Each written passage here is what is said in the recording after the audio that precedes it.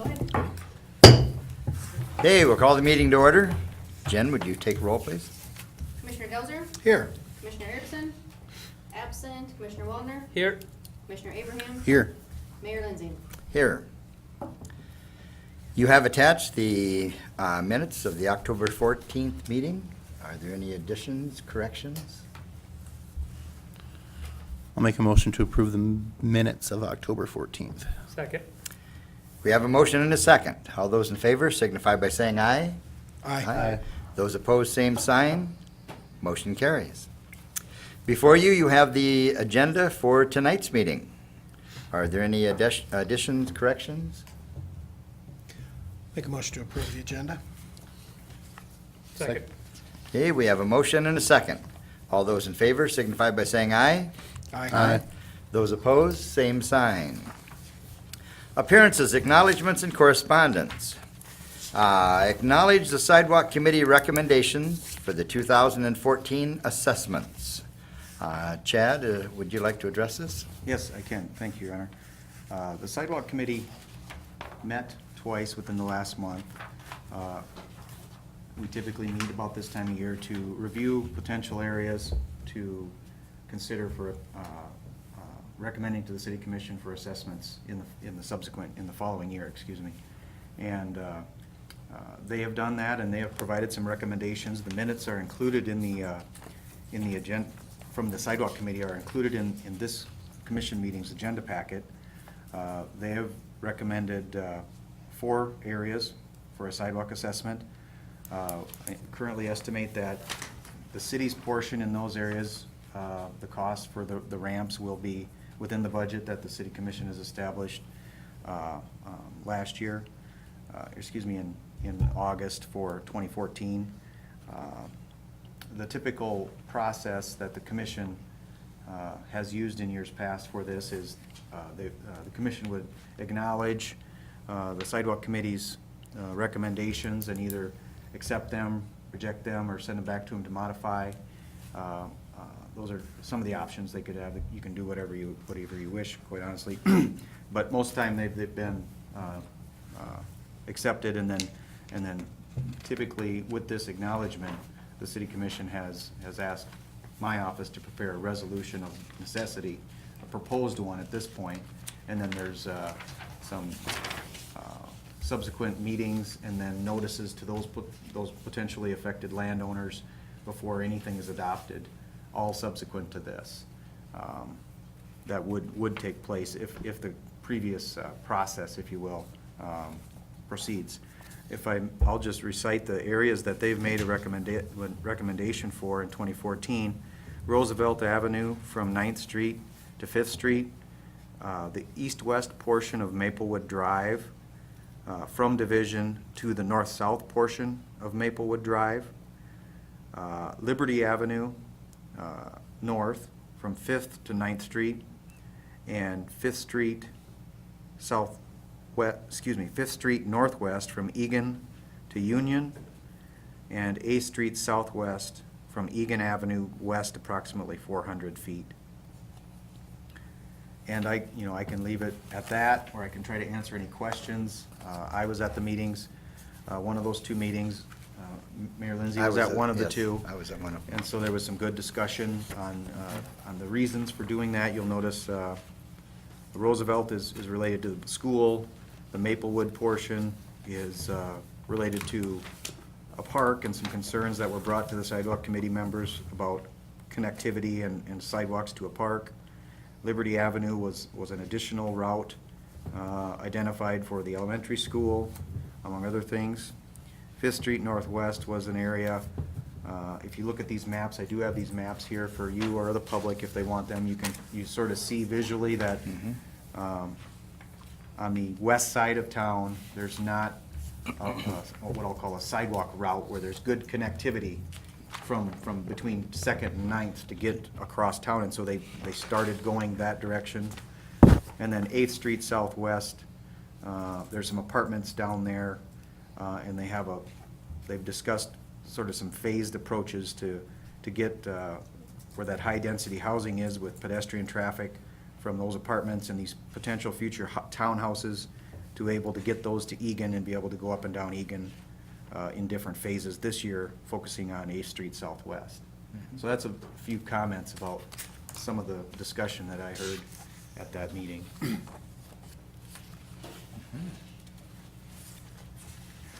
Any questions or comments?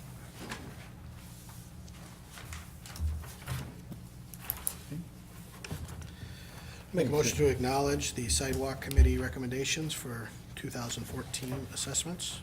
Second. Okay, we have a motion and a second to acknowledge. All those in favor signify by saying aye. Aye. Those opposed, same sign. Acknowledgement carries. Mayor Lindsay, may I ask, typically, a lot of times at this point, I would prepare a resolution of necessity and start going to the courthouse and doing that. It has been a formal motion in the past. Otherwise, I mean, if you don't wish to do that, if it's just a consensus that you want me to proceed with those, I can do that. Or if you want me to wait a week and bring this back on the agenda, I'll leave it up to the commission, I guess. Can we just add that, or do we need to do it as a separate?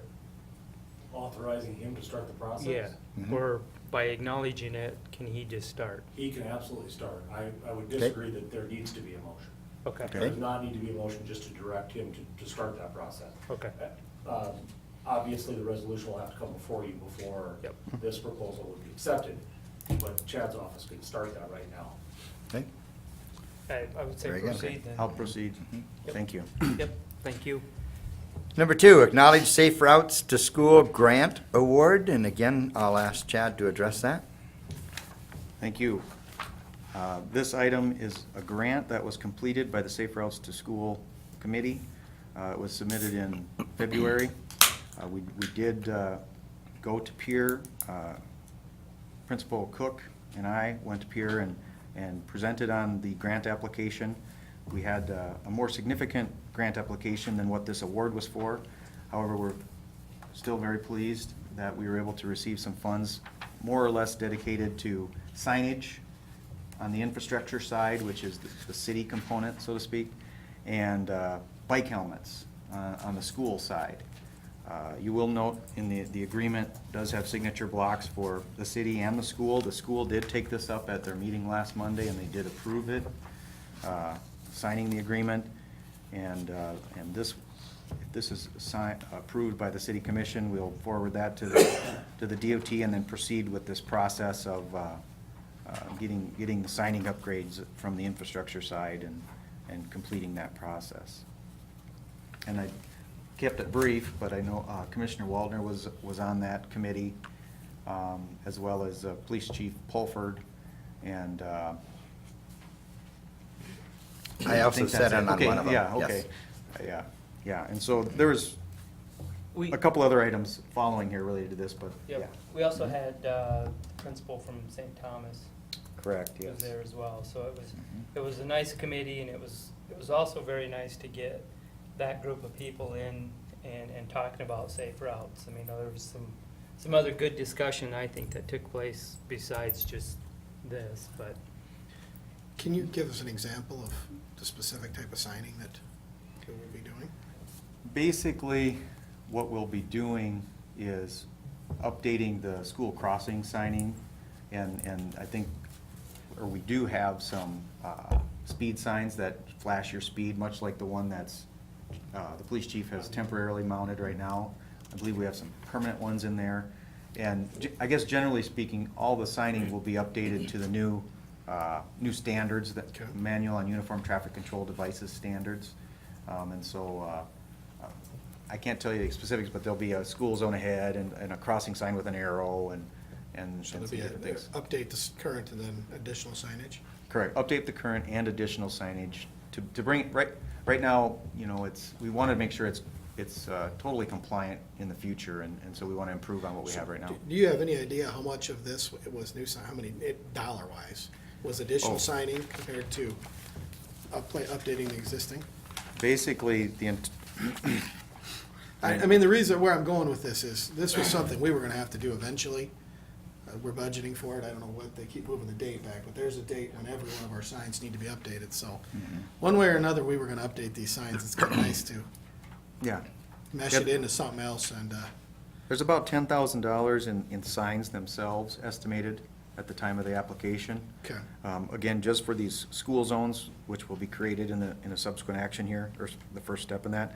And about another 18,000 is the current estimate for the mounted flashing signs. Okay, so we're saving 10,000, and I don't know, if you remember off the top of your head, it was a considerable amount of money we're gonna have to spend throughout the town to update signs.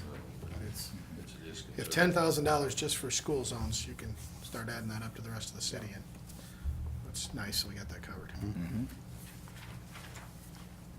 it's also nice with the speed signs is that we've had some really good feedback on the speed sign that we have now.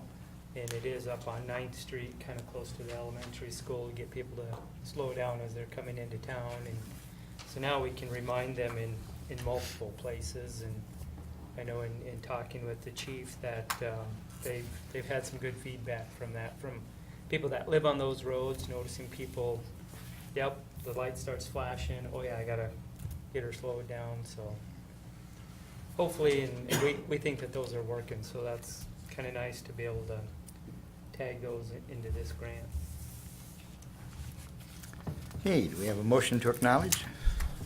So moved. Second. Okay, we have a motion and a second to acknowledge. All those in favor signify by saying aye. Those opposed, same sign. Motion carries.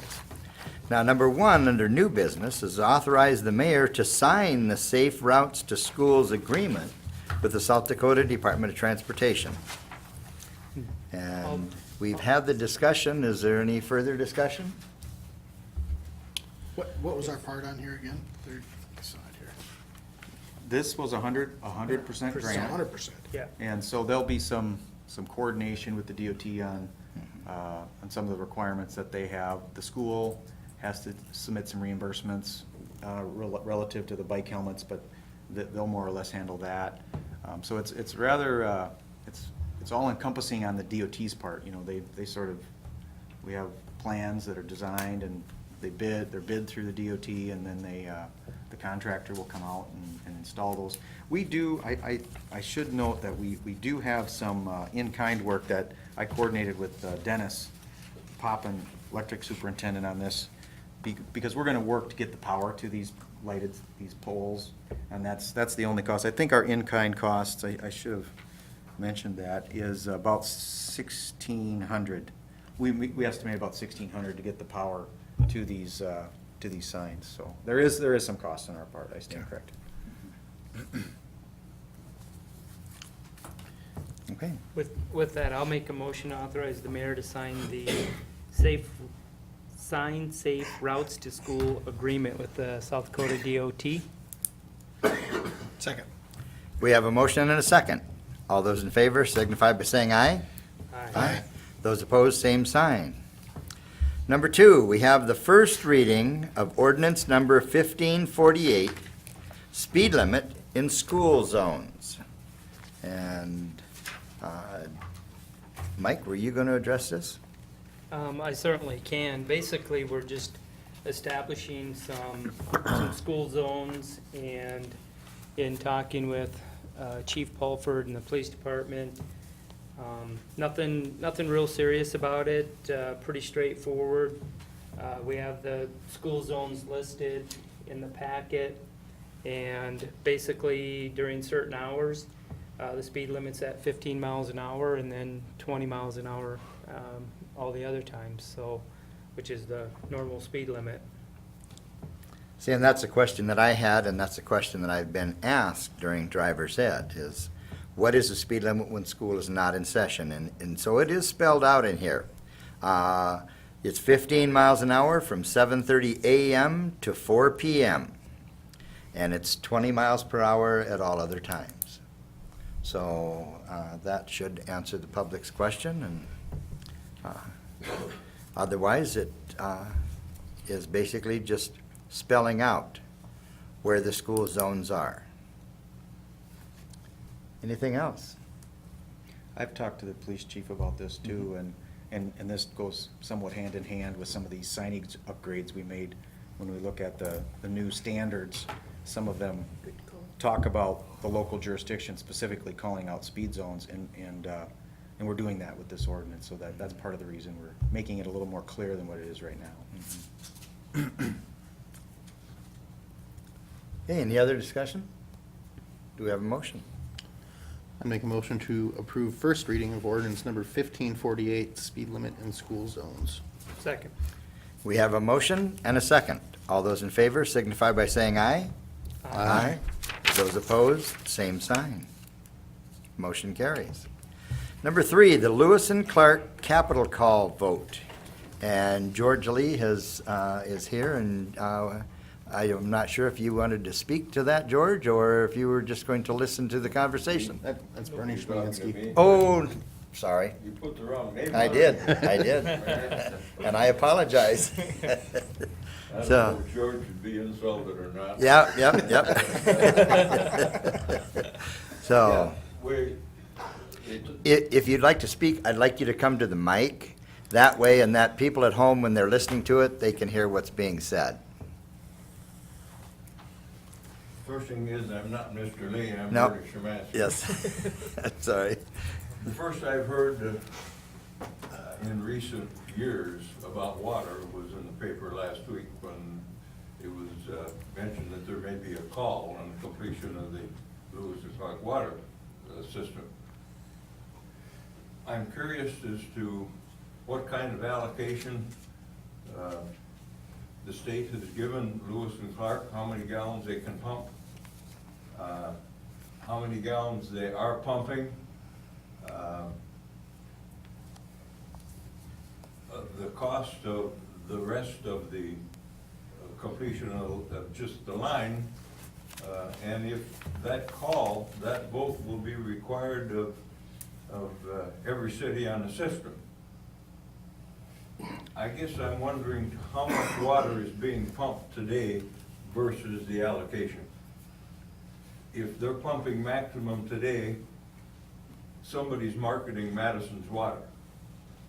I'm certain Madison has water rights, and I don't know if they're spelled out in the allocation. They are. Okay, and that's why I guess why I'm curious, if revenue is being generated for the 10 cities' water that are not getting water, that has to be taken into consideration as far as I'm concerned, from the. At this point, the only cities that are paying for water are the ones that are receiving it. And where we are sitting is the rest of the cost of putting the rest of the pipeline in is the federal government's allocation, which they have cut drastically. So what the capital call does, and I'm going to have David and Chad correct me if I misspeak, but what the capital call does is it says that the government isn't stepping up to move the project forward. Do the 20 members want to vote to add additional money to keep putting pipe in the ground toward the cities that are not getting water? Will that be a general election issue in those 20 cities? And I'm thinking about the citizens of Sioux Falls that are already getting water, if they're gonna vote in favor of the 10 remaining cities. They get one vote. Every town gets one vote regardless of size. So there are 20 votes. All right, and that's where I'm raising the question of how much water is being pumped today, and if that water is being marketed in the 10 cities that have water service, are they marketing some of the water that is allocated to the 10 cities that are not getting water? I don't know that I know that answer. Well, basically, I can try to answer, Mr. Szymanski. Basically, the group of members of Lewis and Clark are producing water with the water plant. It's not, it's probably not even, I just wish I could remember. The main question is, does Sioux Falls get more allocation right now than what they're allocated? They have, the short answer, they have the opportunity to, because the plant has a capacity much greater than what Is they're being using. pumped. However, just in the couple of years that we've used it, none have exceeded Their allocation. their allocation at this time. Certainly they could, and you know, the goal of the system is to sell water, you know, that becomes more, and so they But could, if they and they could exceed exceeded their that. allocation, they would have to purchase it from. Oh, yeah, they would have to purchase it. They have to Would pay, they have pay to the pay rates, one pay the of water the other rates. partner, one of the other cities that aren't using it, would they have to pay for that, their allocation, or would they just be able to use it because it's not being used, then it would be additional profit towards the Lewis and Clark system? They wouldn't, I don't know if I understand. Would they buy allocation from another city if they exceed their current allocation? No, they just buy the water, and it's Lewis and Clark's water until goes through the meter, and then they buy it at the rate that And then that would it ours be are used to- established, correct. But What would that- no one's hitting what they've signed up for Yeah. anyway. Right. That's correct. But at this currently, point, the so cities far. that are getting water are paying the total cost of operating the plant. That's understandable. Sure. But again, that doesn't answer the question, is, are they pumping the maximum allocation, or are they just pumping the allocation that's allocated to the cities that are online? They're not pumping the maximum allocation. Maybe said another way, if they're not each individual member is not, have not exceeded their allocated capacity to date. And so they haven't exceeded what they've already signed up for, so to speak, at this point in time. You know, if there's extra capacity from the plant, we want to run the plant, you know, so they may at some point in the future take more, but at this point in time, up for the year and a half that we've been online, they have not. Well, because, and the reason I ask that is because Sioux Falls is expanding at a dramatic rate, and if they're gonna use increased allocation, where are they gonna get it from? Are they gonna get it from water we're not getting, or, that's my concern. Yeah, there's capacity in the plant where they could take that, you know, They will not be allowed to exceed their capacity. they if that's what can. you're saying. No, they can, they just have not to date. You know, they can take as much as is available. There's a complex system of water rates and such, but where they can't affect other members and so on and so forth. But, yeah, they can exceed it, they just have not to date. You know, and then as far as completing the construction, we're basically, as the mayor had mentioned, down to only construction can proceed as fast as we can receive federal dollars at this point. And so, there's the operation side, and then, you know, there's the construction side, and the water rates can't go towards construction. That's one thing that's sort of a hindrance at this point in time, and that's one reason why this capital call provision, you know, is included in the ARCA, the amended and restatement commitment agreement, and that's what's prohibiting them from recouping costs that way, you know. Was there a one-time fee for that allocation?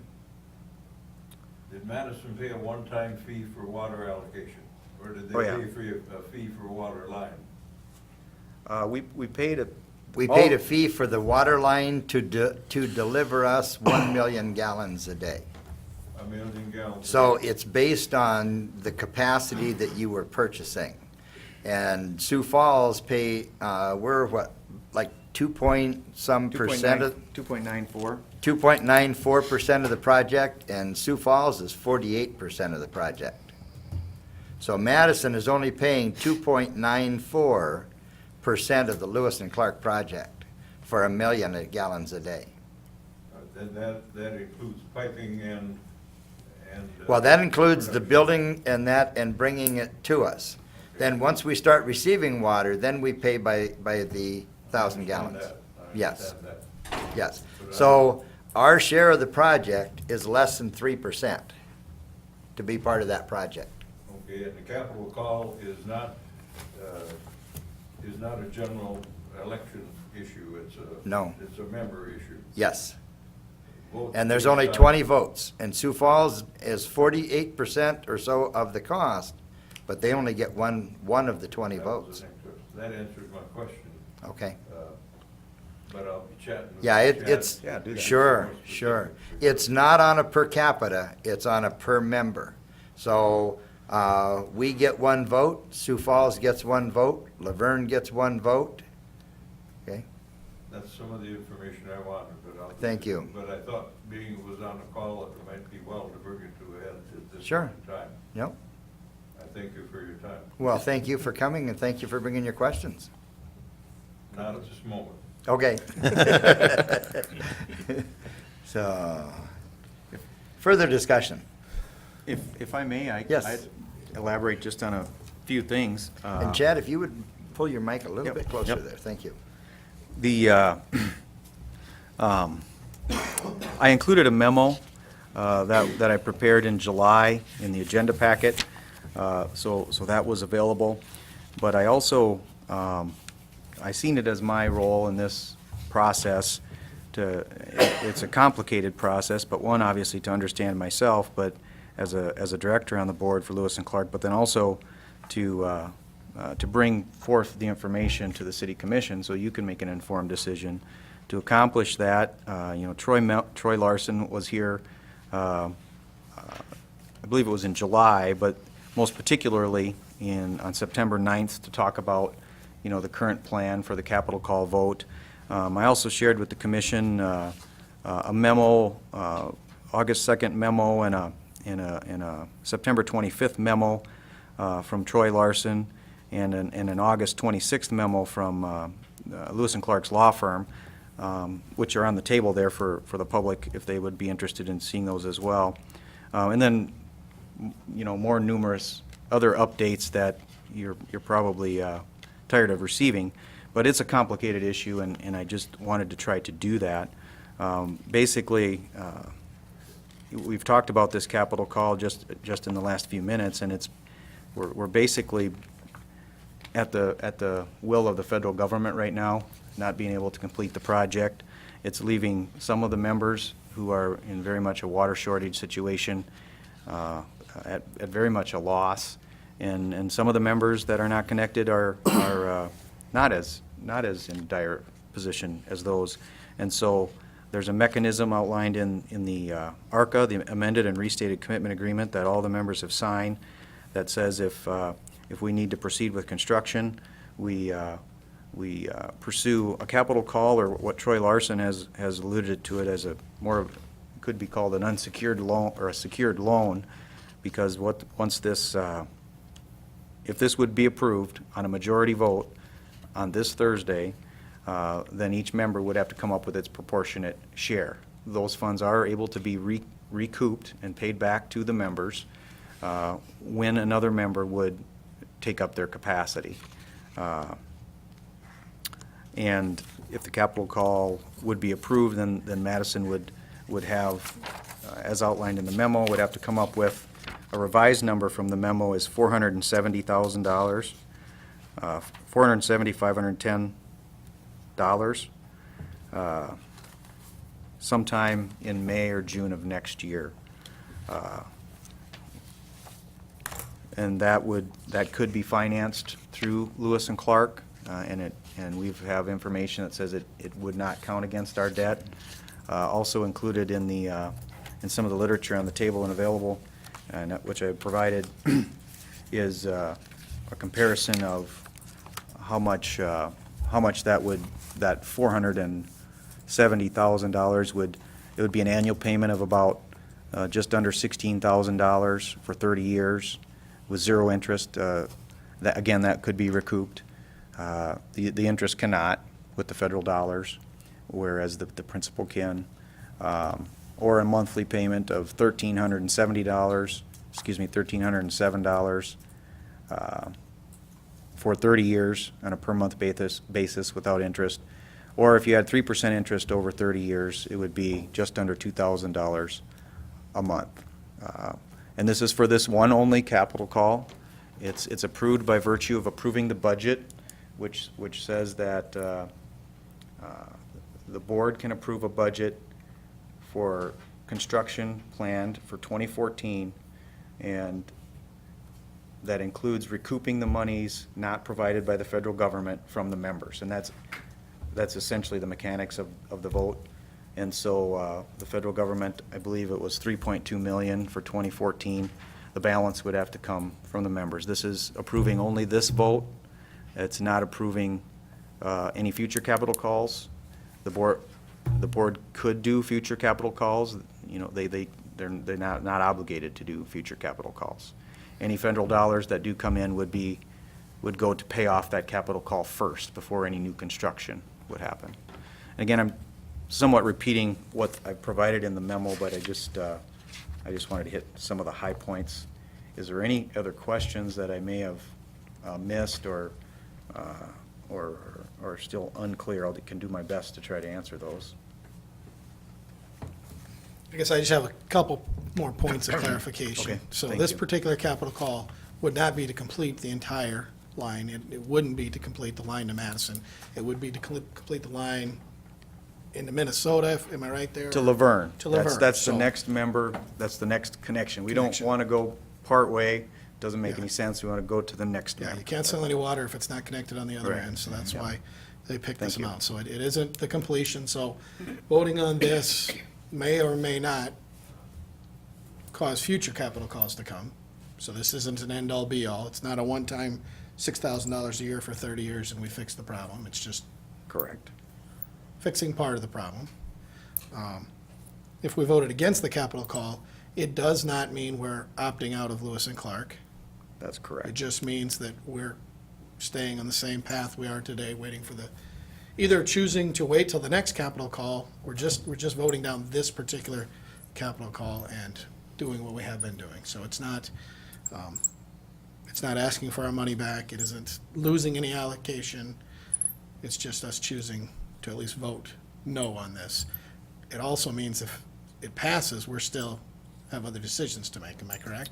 That's If correct. the rest of the members say yes, and we say no, we're still obligated with the rest of the members to That's pay for correct. this capital Yes. call. That's correct, and there would, I would suggest that if there's, if the capital call is approved, then we'd have to promptly review our alternatives and do some comparison. You know, there's 2 rural water systems nearby, there's other potential wells that we could draw ourselves and install a pipeline to those, but we did it. Or we could go along with it. I mean, it's a Or we could decision go we make along, or do nothing. You know, we could stand by and say, you know what, we're secure with our water source right now, or we're able to stand by for, you know, Because 3 to the 10 ma- years. The majority of this, not all of it, but the majority of it may be recoupable if we choose to sell our allocation. Correct. If we say it is approved, and we say, you know what, there's other options that we have, we would, there's some mechanisms in here that we would let Lewis and Clark know that. The other members would have an opportunity to take up our water, which, as the mayor mentioned, just under 3%. It's not a lot of water in the big scheme of Lewis and Clark. That would be taken up, and then those members who take up that capacity essentially would be paying us back our funds, which are just under $2 million right now, that we would be entitled to receive back. Yes. And just so everyone understands, and that if we did go a different direction, it isn't going to be free. The question is, would it cost us more for the same amount of water, or would it cost us less? Or would it cost us the same? And we don't have those answers at this point. Right, and we would, there was some thought put into this process back in the mid-1990s, where there was some studies done to do an analysis, you know, to look at all these options. And at that time, Lewis and Clark was thought to be our best option. But also, in that same report and study, it does say that when we're receiving water in the year 2000, you know, things, so there's things change over time, and so this is unfortunate we're at because of the federal government. A couple of points I think really need to be made. Number one, particularly Commissioner Erickson, but all of us have put a lot of time and thought into this. One of the things that we're working on is the Water Advisory Committee. At the end result of whatever happens out of this, we want to make sure that 20, 30, 40 years down the road, there is water allocation for the citizens of Madison. We're not in dire need of it now, but that doesn't mean we don't need to keep looking towards the future, because nothing looks like it's going to change in the way we're going, or at least the way the environment's going. Water's going to become more valuable, not less. There's going to be less water, not more, available need to for us. So these are real, you know, we don't want to make a rash decision that affects, you know, the citizens for decades and decades to come. So we want to make sure we do this right. We also want to make sure that, we'll let everybody know that opting out or asking for our $1.9 million back might be the most expensive thing we've ever done, and we want to make sure that that isn't that we have the best possible information. So, I mean, there's a lot of talk around town that we just need to grab that money, get back, and do what we want with it. Well, we own water right now. It may not be coming in, but we own it. And there may be a day that owning water is the most valuable thing we can do. We can find ways to get it here if we need to. There's other pipelines coming around, there's other options. It doesn't necessarily have to be the line that Lewis and Clark is building. We don't know if that's the right option yet or not. We need to really methodically look at this. We've got time. There's no reason to set our hair on fire and go running through the streets. We need to make sure at the end of the day we make the right decision. And right now, we own water. That's the one thing we do know. We own it. And nobody's gonna take it away from us. They may not be able to pump it to us, but we own it. And we don't need it today, so if it takes us 20 years to get it here, it's gonna be a cheap investment. You know, what money's worth in 20 years and now probably is gonna be the best investment Madison's ever made. Maybe. We don't know. But today, just because we don't have what we want, we don't wanna sit down on the floor and kick our feet and scream because we don't get what we want. We wanna make sure it's right for 20, 30, 40, 60 years down the road, so. And there is a water conference going on, I believe it's this Wednesday at SDSU, and the state is proposing some regulations on water usage in South Dakota. What they are, I don't know, but that's coming up, I believe it's this Wednesday at SDSU. I think a couple other points to bring up is this doesn't bring water even 1 foot closer to Madison. You're looking at least, if the federal money doesn't start to flow, how many, 5, 6, 7 more capital calls? Because we're last, So, yep, last in South so Dakota. we'll have to keep paying until everyone else is hooked up. And then at the end, hope that they continue to pay to bring that last $20 million to Madison. But that's also one of the reasons, and that why we want to get, our Water Study Committee to Right. see, because there could be a possibility that, we could have a shorter route and wheel the water through Minnehaha and then through to Big Sioux, so there are a lot of questions. Not a lot of answers, but lots of questions.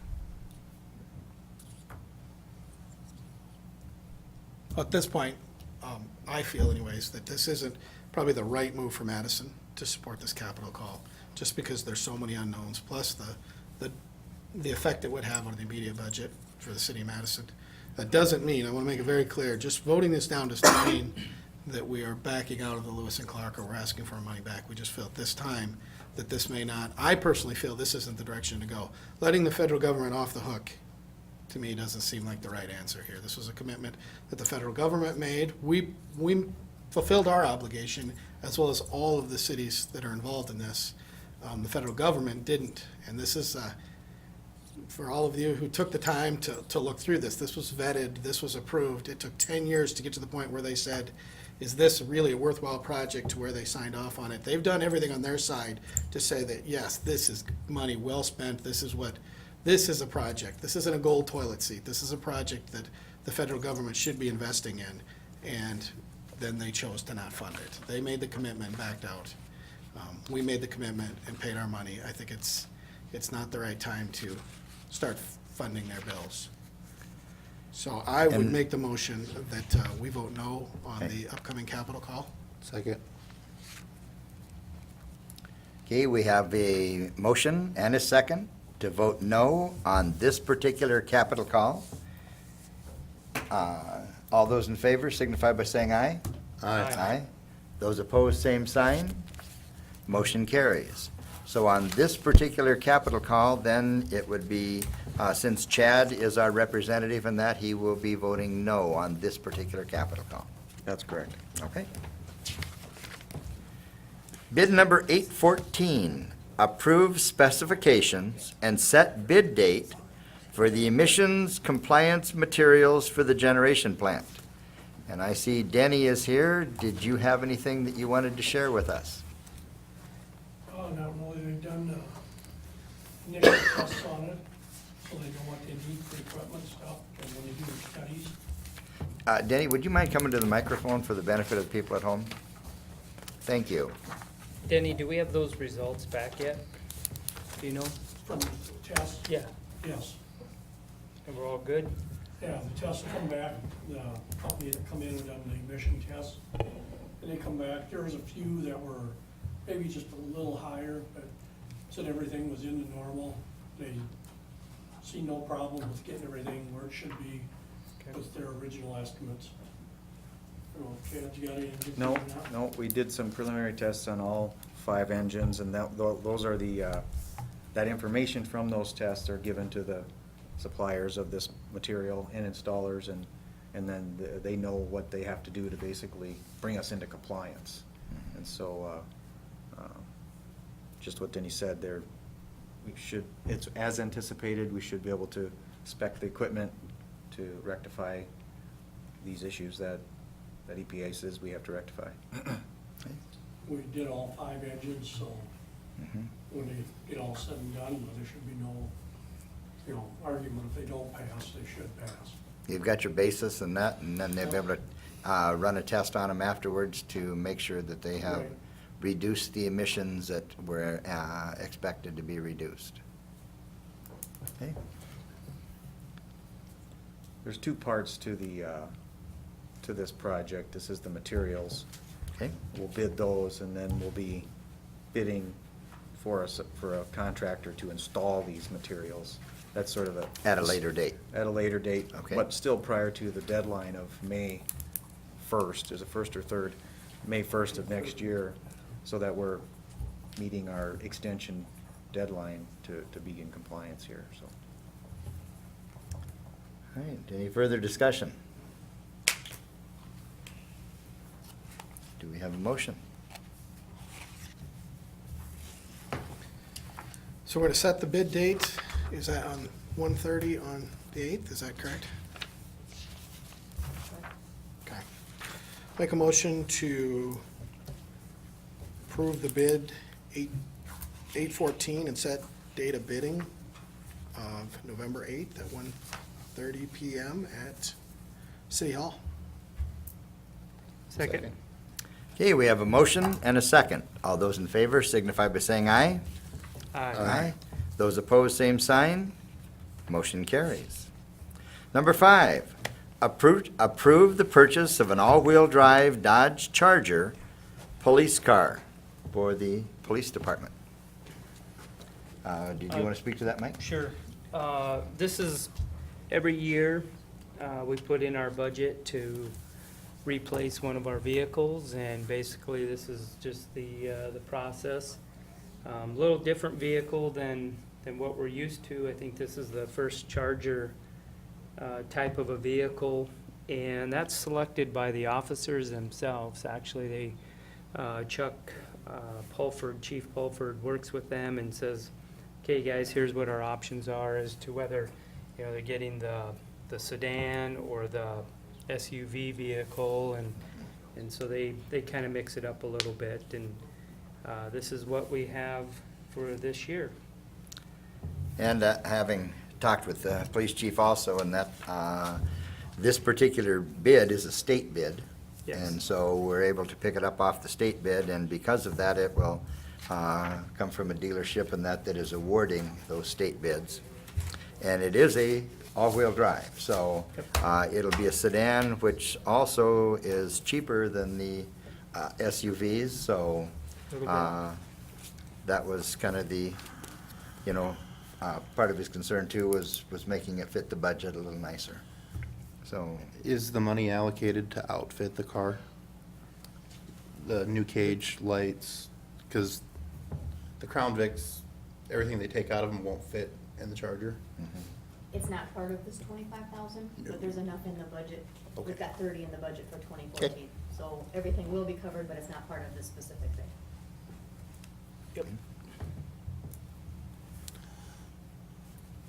So with that, I'll make a motion that we approve the purchase of the all-wheel drive Charger. Second. okay, we have a motion and a second. All those in favor signify by saying aye. Those opposed, same sign. Motion carries. You also have some personnel issues in that are attached. Is there any discussion? Make a motion to approve the personnel recommendations. Second. Okay, we have a motion and a second. All those in favor signify by saying aye. Aye. Aye. Those opposed, same sign. Motion carries. And then announcements and other business. Interagency Non-Structural Assessment Field Survey. Chad, would you like to address that, please? Yes, thank you, Your Honor. In March of this year, the commission signed a letter of support to support this effort, where essentially it was a partnership between the state, the feds, the county, and the city on in-kind support from the city and county, and some sort of an internal grant through the Corps of Engineers to collect data, essentially is what they're doing. Survey information, trying to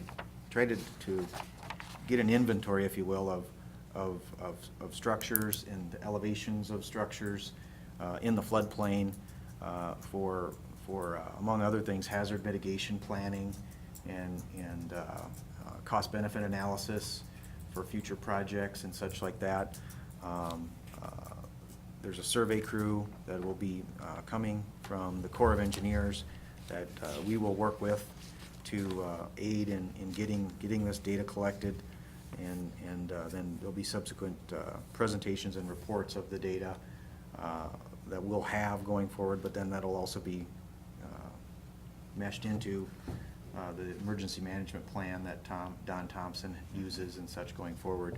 And so there's in-kind, no costs, but there's some effort on our part that we're taking to do this, but this is more of an informational to start getting the word out here. I'm going to work with the press hopefully to put a PSA in after this meeting as well to allow the public to just be informed during next week. There'll be a survey crew moving around, just gathering elevations and such like that. It's very, very non-invasive, so to speak.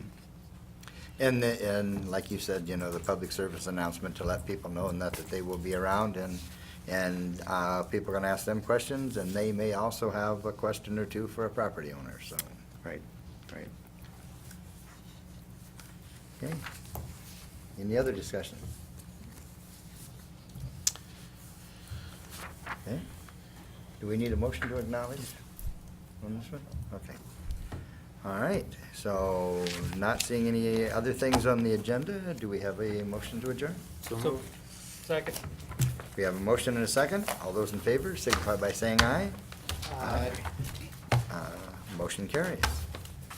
Okay, and thank you everyone for coming.